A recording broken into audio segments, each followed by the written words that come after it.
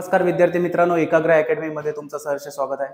PYQ series discuss करत होतो. काल बघितलं आपण इतिहासाचे PYQ बघितलेत. गट ब चे जे 2019, 2020 आणि 2023 चा पेपर आपण डिस्कस करत आहोत या वीकमध्ये. मग आज आपण पॉलिटी डिस्कस करणार आहोत. आपण फटफट बघू शकता. ही जी सिरीज चालू आहे त्याचा मेन उद्देश आहे की टार्गेट 60+, म्हणजे तुमचे 60+ मार्क आले पाहिजेत एकदम कंबाईनच्या आपल्या प्री एक्झाममध्ये. आणि दोन्ही पण प्रिलिम्सचा जर तुम्ही अंतर बघितलं तर 21 डिसेंबरला आणि दुसरे 4 जानेवारीला. मग बघू शकता की फक्त 2 आठवड्याचाच फक्त तो गॅप पिरियड आला 10 दिवसाचा, आणि मग त्यात तुम्हाला चांगलं प्रिपरेशन करायचं आहे, म्हणून ही कुठेतरी सिरीज तुम्हाला कामाला येणार आहे. चला फर्स्ट प्रश्न बघूया. बलवंतराय मेहता समिती स्थापना डॅश या हेतूने करण्यात आली होती. एक मिनिट, पेनचा कलर.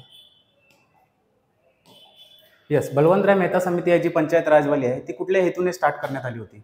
लोकशाही विकेंद्रीकरण करण्यासाठी, उपाययोजना, सामूहिक विकास कार्यक्रम अंमलात अधिक कार्यक्षमता आणण्याकरिता उपाययोजना सुचवणे, तत्कालीन ग्रामपंचायतीच्या कामकाजाची माहिती मिळवणे, तत्कालीन ग्रामपंचायतीचा पुरेसा आर्थिक स्रोतांचा तपासणी करणे. तर याचं योग्य उत्तर आहे सामूहिक विकास कार्यक्रमाचा अंमलात अधिक कार्यक्षमता आणण्याकरिता उपाययोजना सुचवणे. महाराष्ट्रातील थेट निवडलेल्या सरपंचाबाबत खालीलपैकी कोणते विधान चुकीचे आहे? सरपंचाविरोधात अविश्वास ठराव 2/3 सदस्यांच्या पाठिंब्याशिवाय मांडता येणार नाही. अविश्वासाचा ठराव मंजूर होण्यासाठी 3/4 बहुमत आवश्यक असते. जर अविश्वासाचा ठराव फेटाळला गेल्यास पुन्हा 2 वर्ष मांडता येणार नाही. सरपंचांच्या कारकिर्दीच्या अखेरच्या वर्षात अविश्वासाचा ठराव मांडता येणार नाही. तर ह्याच्यातलं आपल्याला विचारले की चुकीचे काय आहेत. बघू शकता की हे पंचायत राज जे आहे ते भरपूर महत्त्वाचा विषय आहे, आणि आपल्याला बघू शकता की ह्याच्यातलं चुकीचं काय आहे आपल्याला हे आहे. मग बघू शकता, जर अविश्वासाचा ठराव फेटाळला गेल्यास पुन्हा 2 वर्ष तो मांडता येणार नाही. थांबा, एकदा ह्याचा आन्सर मी कन्फर्म करतो, 1 मिनिट.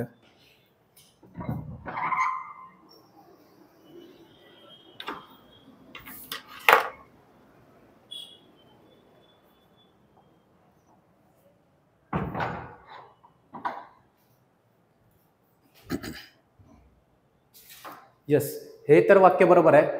अविश्वासाचा ठराव मंजूर होण्यासाठी 3/4 हे पण बरोबर आहे. सरपंचांच्या विरोधात अविश्वास ठराव 2/3 सदस्यांच्या पाठिंबा हे पण बरोबर आहे. मग हे जे लास्ट वाक्य आहे, सरपंचांच्या कारकिर्दीच्या अखेरच्या वर्षात अविश्वास ठराव मांडता येणार नाही, चुकीचे आहे. कारण आपल्याला राईट नाही, चुकीचं विचारलंय. मग सरपंचांच्या विरोधात कधी पण बघू शकता अविश्वास ठराव मांडता येतो. चला नेक्स्ट. पुढील कोणते विधाने चुकीचे आहेत? चुकीचे विचारले. परत बघा, प्रश्न बरोबर वाचायचे आहेत. PYQ मधनं आपल्याला हेच कळतं की प्रश्न कुठले, म्हणजे नॉर्मली काय आपल्याला विचारतात ते आपल्याला आयडिया येते. नीती आयोगाची नीती म्हणजे national institute for transforming India. 1 जानेवारी 2015 रोजी त्याची स्थापना झाली. पंतप्रधान ह्या नीती आयोगाचे अध्यक्ष असतात. पंतप्रधान नीती आयोगाचे अध्यक्ष असतात, 100% राईट. 1 जानेवारीला बघू शकता 2015ला नरेंद्र मोदी सरकार आल्यानंतर प्लॅनिंग कमिशन बरखास्त करण्यात आली, नियोजन आयोग, आणि त्या बदली नीती आयोग घेऊन आलेत. आणि नीती आयोगचा फुल फॉर्म नॅशनल इन्स्टिट्यूट नाही, इन्स्टिट्यूशन आहे. मला लक्षात ठेवायचं की हाच चुकीचा पर्याय, म्हणजे ऑप्शन क्रमांक A is the right answer. चला नेक्स्ट. बिनचूक. जर मराठीत बरोबर कळत नसेल तर इंग्लिशमध्ये वाचायचं आहे. करेक्ट विचारले काय आहे? संसदेची निर्मिती 81, राष्ट्रपती पदाची निवडणुकीची पद्धत 54, भारताचा राष्ट्रपती कलम 64, आणि महान्यायवादी म्हणजे अटॉर्नी जनरल ऑफ इंडिया कलम 76. आता करेक्ट विचारलंय, तर ह्याच्यातलं करेक्ट डायरेक्टली आहे, बघू का शकता, कलम 76 अटॉर्नी जनरल ऑफ इंडिया, आणि ॲडव्होकेट जनरल ऑफ स्टेट कलम 165. यस. चला नेक्स्ट प्रश्न बघा. खालील विधाने लक्षात घ्या. भारतीय राज्यघटनेत प्रत्येक राज्यासाठी उच्च न्यायालयाची तरतूद केलेली आहे. यस, 100% राईट आहे. परत हा बिनचूक विचारलंय, म्हणजे करेक्ट विचारलंय. उच्च न्यायालय असलेले दिल्ली हा केंद्रशासित प्रदेश आहे. यस, दिल्लीत आहे ॲक्च्युली. यस. भारतीय उच्च न्यायालयाची स्थापना सर्वप्रथम 1862 मध्ये झाली. हे पण करेक्टच आहे. म्हणजे ABC जिथं आन्सर असेल, बघू शकता एकच ऑप्शन देतोय, सर्वच करेक्ट आहे. कारण जर तिन्ही राईट असतील मग कुठला ऑप्शन असा परफेक्ट आहे, तर डायरेक्ट 4. लास्ट पण वाचूया. स्वातंत्र्यपूर्व काळात स्थापन झालेले अलाहाबाद उच्च न्यायालय देशातील 4थे उच्च न्यायालय होते. यस, 100% राईट आहे. बघू शकता Bombay high court, Madras high court, Kolkata high court, आणि त्याच्यानंतर जे 4थं झालं ते अलाहाबाद हायकोर्ट. चला नेक्स्ट. खालीलपैकी कोणत्या तरतुदी राज्यघटनेच्या अनुच्छेद 164 मध्ये आहेत? मुख्यमंत्री राज्यपालाकडून नियुक्त केला जाईल आणि इतर मंत्री राज्यपालाकडून मुख्यमंत्री सल्ल्यानुसार नियुक्त केले जातील. येस, हे 100% राईट आहे. 164 कलम 164चा विचारला आहे. राज्याच्या प्रशासनासंबंधी मंत्री परिषदेचे सर्व निर्णय राज्यपालास कळवणे हे मुख्यमंत्र्याचे कर्तव्य असेल. हे थोडं क्वेश्चन मार्क ठेवू आपण. मंत्री परिषदेचे राज्याच्या विधानसभेचे सामुदायिकरित्या जबाबदार असेल. येस, 100% राईट आहे. आपल्याला काय विचारलंय, कोणत्या तरतूद राईट विचारलंय, म्हणजे अ आणि क राईट आहे. अ आणि क बघू शकता, इकडं आहे, इथं नाही आहे. अ क इकडं आहे आणि इथं नाही आहे. म्हणजे ब नाही तर स्टेटमेंट डी मधला एक कुठला तरी रॉंग असेल. लास्ट स्टेटमेंट पण वाचू. मंत्री परिषदेतील मुख्यमंत्री सहित एकूण मंत्री संख्यांची विधानसभेतील एकूण सभासद संख्या 15% पेक्षा अधिक असणार नाही. जर बघू शकता की 10वी आपला अँटी डिफेक्शन लॉ बघितला 10व्या पार्ट आपल्या 10व्या शेड्यूलमध्ये, तर हेच दिले की 15%ची जी कॅप आहे ते बरोबर आहे. म्हणजे मग रॉंग झाला हा, कारण हा 164मध्ये नाही आहे कर्तव्य. ए, सी आणि D. Answer will be option क्रमांक 3. यस. पॉलिटीचे बघू शकता, पॉलिटी हा सोपा विषय आहे, पण त्यालाच बघू शकता हार्ड बनवला जातो आणि लेंथी पेपर टाकण्यात येतो, आणि लेंथी पेपर टाकल्यामुळेच तो विषय ॲक्च्युली हार्ड होऊन जातो. चला नेक्स्ट. भारताशिवाय अन्य कोणत्या लोकशाही राष्ट्राच्या राज्यघटनेमध्ये नागरिकांच्या मूलभूत कर्तव्याची यादी समाविष्ट आहे? America, Japan, Canada, France. आता ह्याला अजून हार्ड बनवण्यासाठी रशिया पण ऑप्शन देऊ शकतात, पण प्रश्न बरोबर वाचायचा आहे. लोकशाही देश विचारलाय, लोकशाही, डेमोक्रेटिक कॉन्स्टिट्यूशन, मग डायरेक्टली आन्सर आहे जपान. आणि जर रशिया पण ऑप्शन असता तर बरेच लोक म्हणजे कन्फ्यूज झाले असते. म्हणून प्रश्न बरोबर वाचायचा आहे, लोकशाही देश विचारलाय. चला नेक्स्ट. भारतीय संविधानात नमूद केल्याप्रमाणे पुढीलपैकी कोणत्या अनुच्छेदानुसार राज्यपालांना विशिष्ट गोष्टीबाबत विवेकाधिकार प्राप्त होतात? 152, 154, 160 या 163. म्हणजे governor of a state certain matters, म्हणजे एक एनव्हीसीचे डिस्क्रिशनरी पॉवर भेटतात. तर डिस्क्रिशनरी पॉवर बघू शकता गव्हर्नरसाठी कुठला आहे, 163 नंबरचा आर्टिकल आहे, अनुच्छेद क्रमांक 163. चला नेक्स्ट. जर लोकशाहीचे मूल्यमापन केले तर खालील विधाने लोकशाही व्यवस्थेला अनुसरून नाही, कोणते ते ओळखा? मुफ्त आणि पक्षपाती निवडणुका, व्यक्तीची प्रतिष्ठा, अल्पसंख्याकांचे शासन, कायद्यासमोर समानता. आता बघू शकता लोकशाही मूल्यमापन केले तर अनुसरून नाही, म्हणजे लोकशाहीला अनुसरून नाही. मग लोकशाहीला अनुसरून कुठल्या पहिले बघा, मुफ्त आणि पक्षपाती निवडणुका, fair and fair election, free and fair election. Yes. आणि सध्या बघू शकता वोट चोरी सगळीकडे चालू आहे, म्हणून हे लोकशाहीचा पाया आहे. इलेक्शन्स फेअर झाले पाहिजेत. त्याच्यानंतर व्यक्तीची प्रतिष्ठाचं काय लेणं देणं नाही आहे. अल्पसंख्याकचे शासन पण बघू शकता लोकशाहीचं असं नाही की कुठल्या तरी एकाच ह्याला शासन गेलं पाहिजे. कायद्यासमोर समानता. यस. जर मी करोडपती असलो, बिझनेसमॅन असलो या गरीब असलो, कायद्या सर्वांसाठी सेम पाहिजे. त्याची अंमलबजावणी अधिकारी कसे करतात ते त्यांच्यावर डिपेंड आहे. पण लोकशाहीचं जे मूल तत्व आहे ते हे आहेत. आपल्याला काय विचारलं आहे, ह्याच्यातले कुठले अनुसरून नाही, म्हणजे ब आणि क. ब आणि क बघू शकता ऑप्शन क्रमांक 2. यस. नेक्स्ट प्रश्न. पुढील योग्य जोड्या लावा. दिव्यांग आणि बेरोजगार यांना सहाय्य राज्यसूची, टपाल खाते, पोस्ट ऑफिस बचत संघ सूची. हे कन्फर्म आहे, कारण इंडियन पोस्टल सर्व्हिस जे आहे पद ते UPSC मधनं येतं. बँकिंग संघसूची. यस. बँकिंगचं रेग्युलेशन पण बघू शकता हे. तर सर्व प्रकारच्या सर्व ठिकाणीची तीर्थयात्रा हे राज्यसूचीमध्ये येईल का? कारण हे दिव्यांग आणि हे बेरोजगार यांना सहाय्य हे राज्यसूचीमध्येच येतं. कारण बच्चू कडू जर आमदार तुम्हाला माहीत असतील तर हे बरेच त्यांनी जे काम केलं त्यांचं काम ते दिव्यांग आणि ह्यांच्याच प्रती जास्त होतं, आणि म्हणून हे मिनिस्ट्री त्यांच्याकडेच होती मागच्या काळात. म्हणून हे सर्व राईट आहे आणि हे राज्यसूची नाही आहे. हे बघू शकता सर्व प्रकारचे सर्व ठिकाणचे तीर्थयात्रा हे दोन्ही प्रकारच्या ह्याच्यामध्ये येऊ शकतात, म्हणजे समसूचीमध्ये येऊ शकतात. मग दिस इज द रॉंग आन्सर, म्हणजे योग्य जोडी पर्याय निवडा. यस. म्हणजे अ, ब, क. यस. ह्याचा आन्सर मग येईल ऑप्शन क्रमांक 2. यस. अ, ब, क इज द राईट आन्सर, कारण हे स्टेट लिस्टमध्ये येत नाही. चला, पहिला 2019चा पेपर झालेला आहे, आपण आता 2020चा पेपर बघायचा आहे.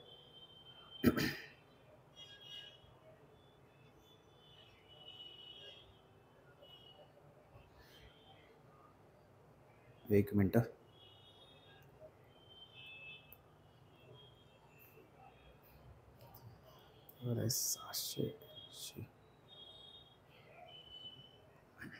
चला, 91 नंबरचे 2020ला प्रश्न विचारण्यात आलेले. खालील विधानांपैकी कोणते विधान योग्य आहे? संविधान सभेच्या 288 सदस्यांची 26 जानेवारी 1950 रोजी राज्यघटनेवर स्वाक्षऱ्या केल्या. आपल्याला विचारले, करेक्ट विचारले. तर हे बघू शकता 288 नव्हते, 289 होते. कायद्याने घालून दिलेल्या पद्धती हे तत्व अमेरिकेच्या राज्यघटनेनं स्वीकारले आहे? नाही, ब्रिटनच्या ॲक्च्युली.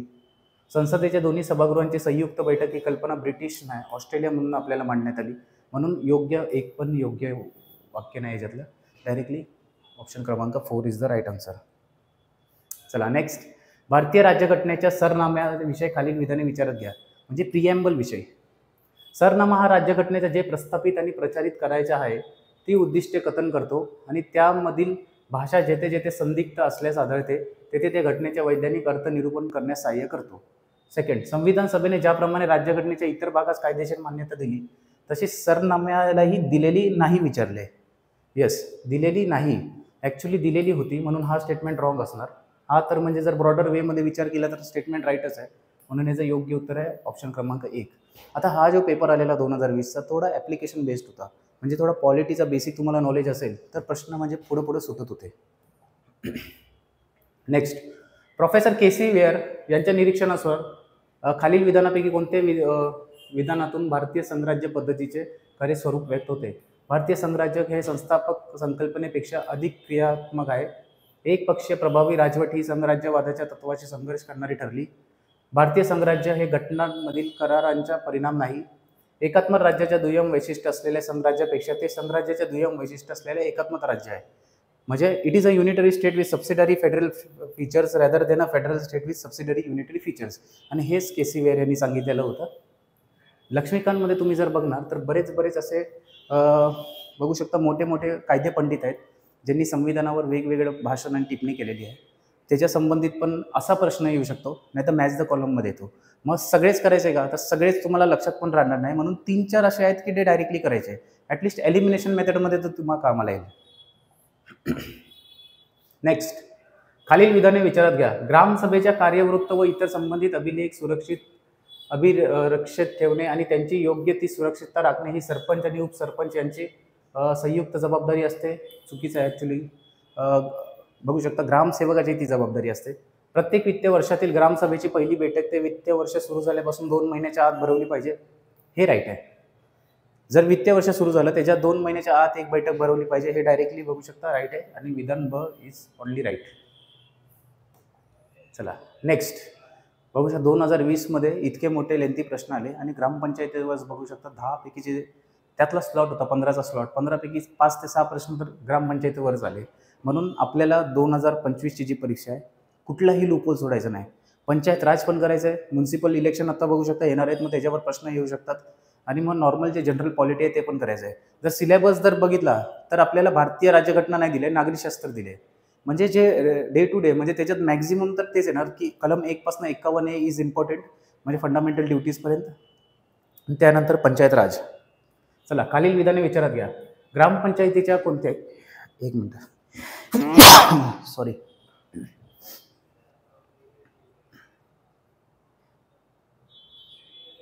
चला, ग्रामपंचायतीच्या कोणत्याही ठराव त्या ठरावांच्या संमत झाल्याच्या तारखेपासून 3 महिन्यानंतर दुसरा ठराव साध्या बहुमताने संमत करून त्यात फेरबदल सुधारणा फेरफार करता येते अथवा तो रद्द करता येतो. येस, असं तर आहे ॲक्च्युली.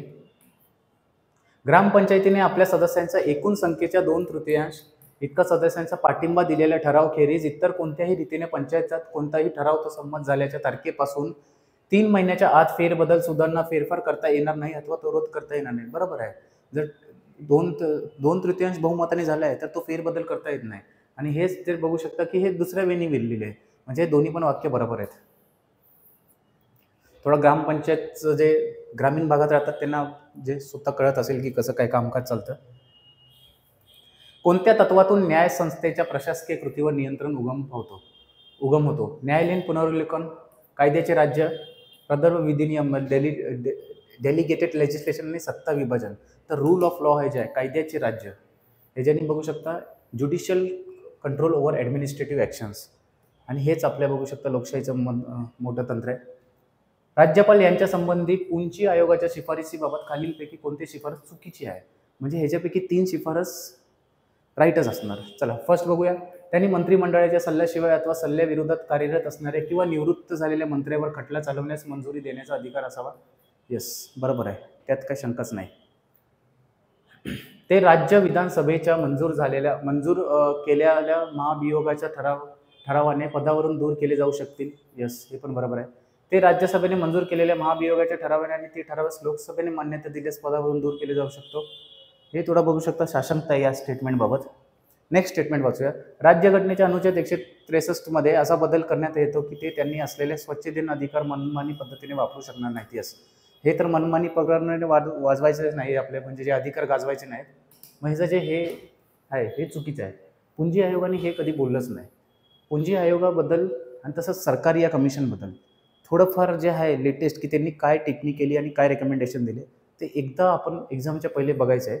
इट इज रेअर की असे प्रश्न म्हणजे काय काय कसे असतात बघू शकता. 7 आपल्याला विषय आहेत. 7 पैकी आयोगाला 2 विषय कुठले तरी हार्ड करायचे असतात प्रत्येक पेपरमध्ये. इझी टू मॉडरेट असू दे या मॉडरेट टू डिफिकल्ट पेपर असू दे, 2 विषय एकदम कठीण करून टाकतात. आणि मग हा स्लॉट होता ज्यात पॉलिटी 1 तासात 100 प्रश्न करायचे आहे, पण पॉलिटीचे 15 प्रश्न एवढे लेंथी विचारून टाकले आहेत. आणि पॉलिटी लोक कसं असतात, पॉलिटीच्या भरोश्यावर जातात की 15 पैकी 12-13 स्कोर करणार. पण इथं बघू शकता हाच ट्रॅप होता या पेपरमध्ये. म्हणून सर्वात पहिले तर आपल्याला ट्रॅपमध्ये अडकायचं नाही कंबाईनच्या परीक्षेमध्ये, कारण मग मानसिक संतुलन बिघडून जाईल तिथं. कधी कधी गणितच डिफिकल्ट करून टाकतात, नाही तर कधी कधी हे म्हणजे आपले जीएसचे प्रश्न एवढे लेंथी करून टाकतात आणि गणित सोपं असतं आणि नंतरला कळतं की गणित बाबा इझिली टॅकेबल होतं, फक्त वेळ पुरला नाही. मग हे जे आहे आपल्याला टाइम मॅनेजमेंट आपल्याला प्रॉपरली शिकायचं आहे. नेक्स्ट, राष्ट्रीय ग्राम स्वराज्य अभियान काय आहे?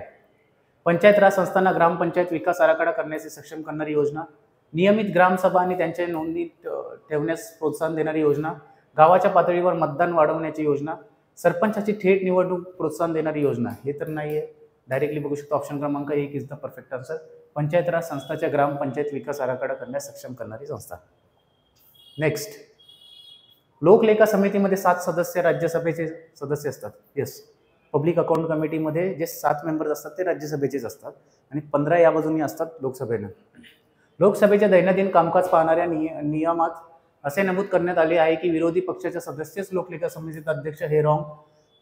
जर ऑब्जेक्टिव्ह पॅटर्नमध्ये MPSC मेन्सचे GS2 मध्ये बघितला तर लोकलेखा समितीवर बरेच प्रश्न आलेले आहेत.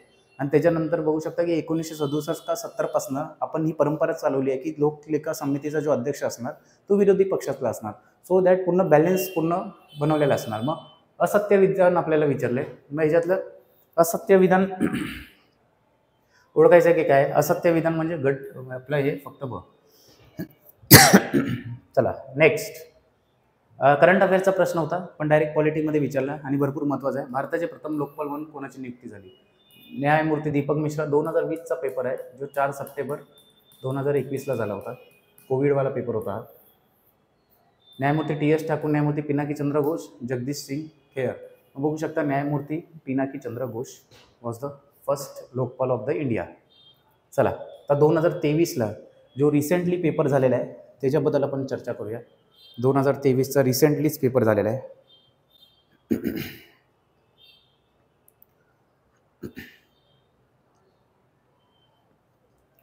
चला, महाधिवक्ताबद्दल खालीलपैकी कोणते विधान असत्य आहे? रॉंग विचारले, रॉंग. आणि महाधिवक्ता मीन ॲडव्होकेट जनरल. महाधिवक्त्याची नियुक्ती भारताचे राष्ट्रपती करतात. चला नेक्स्ट, आपल्याला असत्य विधान ओळखायचे. राज्यपालांनी त्यांना संदर्भात केलेल्या अशा कायदेशीर बाबींवर ते राज्य सरकारला सल्ला देतात. राज्यपालांनी त्यांना नेमून दिलेल्या कायदेशीर वैशिष्ट्य असलेल्या अशी इतर कर्तव्ये ते पार पडतात. संविधान किंवा इतर कोणत्याही कायद्याने त्यांना दिलेले कार्य ते पार पडतात. हे तर बरोबर आहेत बाकीचे. म्हणजे फर्स्ट आहे की नियुक्ती. लक्षात ठेवा, ॲडव्होकेट जनरल ऑफ द स्टेटची नियुक्ती गव्हर्नर करतात, राष्ट्रपती नाही. म्हणून असत्य विधान ऑप्शन क्रमांक 1. नेक्स्ट, भारतातील उच्च न्यायालयाबाबत खालीलपैकी कोणते विधान बरोबर नाही? बरोबर नाही विचारले. उच्च न्यायालयाचे जनहित याचिकांशी संबंधित याचिका स्वीकारू शकते. यस, उच्च न्यायालयाचा प्रत्येक न्यायाधीश नियुक्ती राष्ट्रपती करतो. हे पण बरोबर आहे कारण कॉलेजियम सिस्टम आलाय. राज्याचे राज्यपाल उच्च न्यायालयाचे न्यायाधीश नियुक्ती करतात. हे चुकीचं आहे. उच्च न्यायालयाच्या न्यायाधीशांची निवृत्ती वय 62. हे पण बरोबर आहे. मग विधान बरोबर नाही म्हणजे ऑप्शन क्रमांक 3. हे बघू शकता, हे सगळा सोपा स्लॉट आहे एकदम. 2023चा पेपर आणि कट ऑफ पण बघू शकता त्या हिशोबानंच लागला. मागच्या ह्याच्यात बघू शकता कट ऑफ भरपूर लागायला लागलेत. एक मिनटं.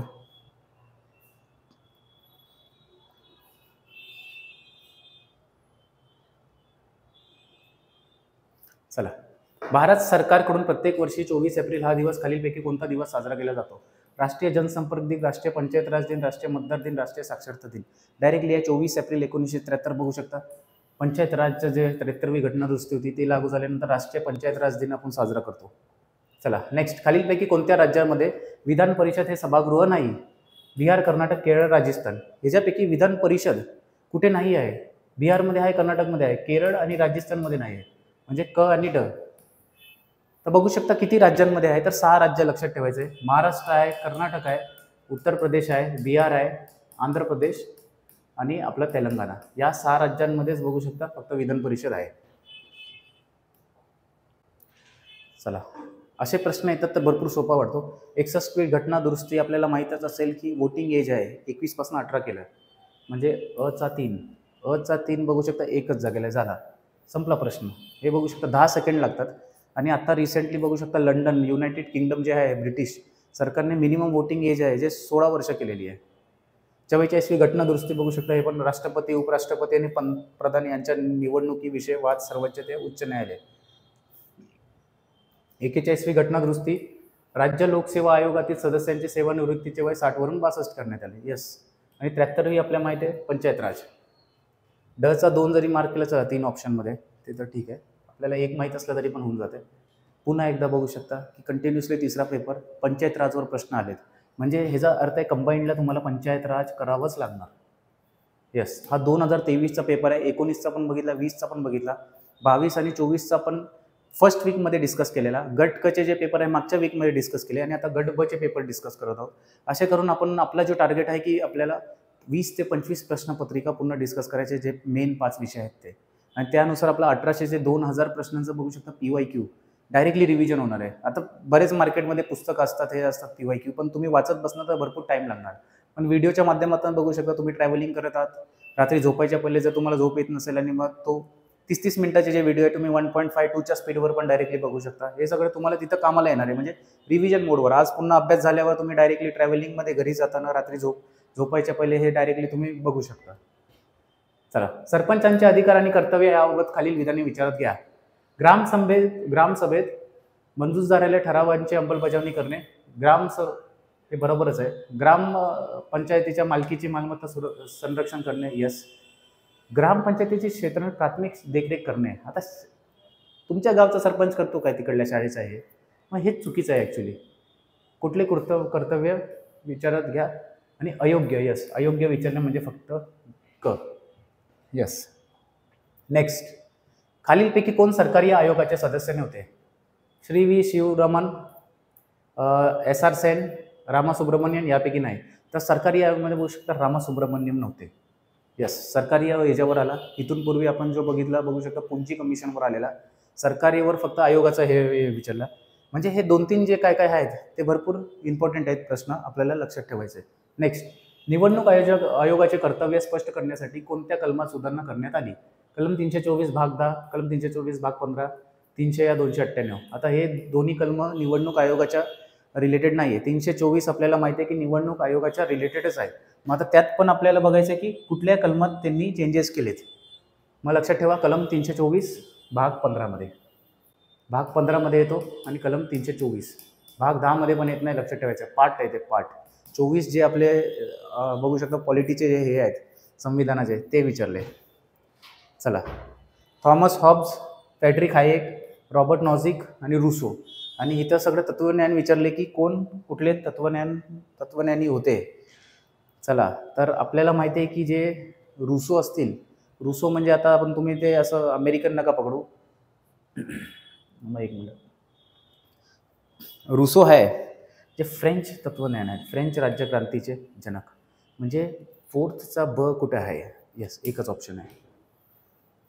झाला. हेच आपल्याला माहीत असलं पाहिजे की रुसोने जेव्हा फ्रेंच हे केलं म्हणजे राज्यक्रांती केली त्याच्या रुसो रिलेटेड आहे. आता थॉमस हॉब्स ब्रिटिश तत्वज्ञान आहेत, फ्रेडरिक हायेक अँग्लो ऑस्ट्रियन हे आहेत फिलॉसॉफर, आणि त्याच्यानंतर रॉबर्ट नॉझिक अमेरिकन.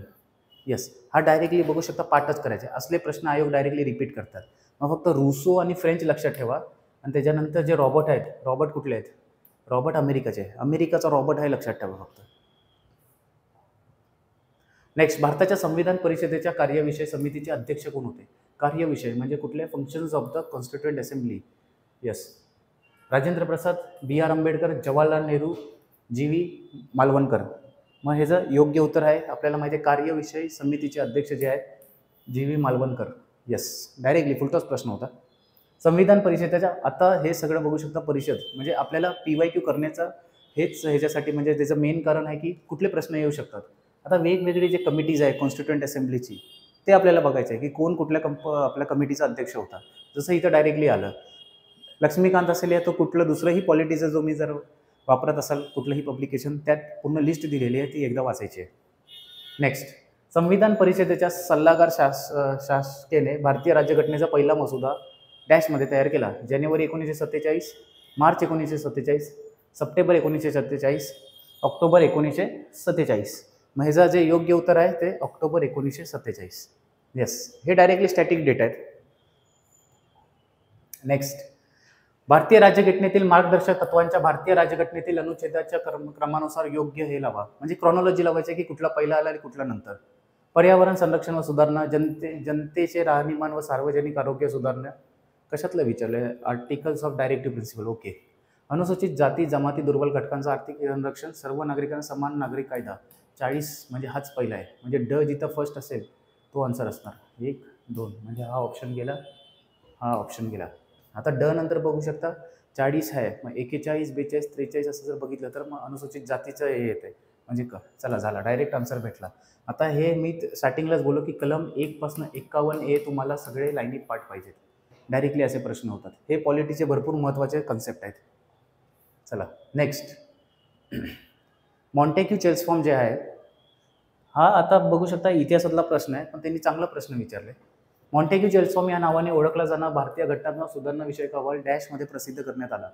जून 1918, ऑगस्ट 1918, जुलै 1918, ऑक्टोबर 1918. तर लक्षात ठेवायचं डायरेक्ट प्रश्न आहे जुलै 1918, विसरायचाच नाही आहे.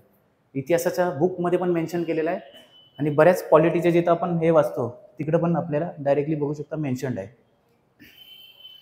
चला आता 64 नंबरवर जाऊ. 2च प्रश्न राहिलेत या म्हणजे सेटचे. अयोग्यरित्या जुळलेल्या, इनकरेक्टली मॅच आपल्याला विचारले. यस, भेदभाव करण्यास मनाई, प्रोहिबिशन ऑफ डिस्क्रिमिनेशन कन्फर्म आहे. संमेलनाचा हक म्हणजे राईट टू असोसिएशन हे आणि ब बरोबर आहे. आणि आपल्याला चुकीचं विचारलं आहे म्हणजे ब तर चुकीचं नाही, पण नाही आहे. आता या दोघांमधलंच काहीतरी चुकीचं वाटतंय. तर जीवित संरक्षणाचा अधिकार, राईट टू प्रोटेक्शन लाईफ, हा ॲक्च्युली 21मध्ये आहे. आणि घटनात्मक उपायांचा अधिकार, कॉन्स्टिट्युशनल रेमेडीज आपल्याला माहिती आहे 32मध्ये. म्हणजे हेच रॉंग आहे, फक्त क आहे का? यस, ऑप्शन क्रमांक 3. चला या सेटचा शेवटचा बघू शकता. समवर्ती सूची म्हणजे जे कॉन्करंट लिस्ट आहे त्या कॉन्करंट लिस्टमध्ये कशाचा समावेश नाही. करारनामे, जंगले, जकात, दिवाळखोरी आणि नादारी. दिवाळखोरी म्हणजे बँक्रप्सी आणि इन्सॉल्व्हन्सी म्हणजे जे आपल्याला बँकिंग रेग्युलेशनमध्ये आपण मॅक्झिमम बघतो. तर बघू शकता करारनामे, कॉन्ट्रॅक्ट्स राज्य सरकार पण करू शकते आणि स्टेट आपलं सेंट्रल गव्हर्नमेंट पण करू शकते. जंगले दोघांकडे येतात. दिवाळखोरी हे बघू शकता आपल्याला विचारले समवर्ती कशाचा समावेश नाही. दिवाळखोरी आणि हे पण ह्याच्यावर जिल्हा बँका असतील हे असतील त्याच्यानंतर सेंट्रल बँकावर सेंट्रलचा कंट्रोल आहे, जिल्हा बँकावर राज्याचा कंट्रोल आहे म्हणून हे तर आहे. जकात, आता जकात बघू शकता जकात हे येत नाही समवर्तीमध्ये, हे डायरेक्टली स्टेट लिस्टमध्येच येतं डायरेक्टली. म्हणून ऑप्शन क्रमांक 3 इज द राईट आन्सर. आणि याच प्रकारे बघू शकता आपण पॉलिटीचे प्रश्न जे आहेत ते आपण सर्व केलेले आहेत. उद्याच्या लेक्चरला आपल्याला भूगोल हा विषय आपल्याला हे करायचा आहे आणि एक एक करून आपल्याला सर्वच विषय आपण हे करून 1800 ते 2000 प्रश्नांची प्रॅक्टिस आपण होणार आहे. चॅनल सबस्क्राईब केला नसेल कुणी त्यांनी सबस्क्राईब करून घ्या आणि पूर्ण जी सिरीज चालू आहे त्याला फॉलो करा. आपला जो अल्टिमेट एम आहे तो एम आहे की टार्गेट 60+चा. म्हणून आज आपण बघू शकता आता 2 महिने आहे, दिवाळी पण संपलेली आहे, आता कुठले सण पण नाही आहेत. तुम्ही परत अभ्यासाच्या मोडवर यावं अशी मी सर्वांना विनंती करतो आणि आज आपण इथंच थांबूया. जय हिंद, जय महाराष्ट्र.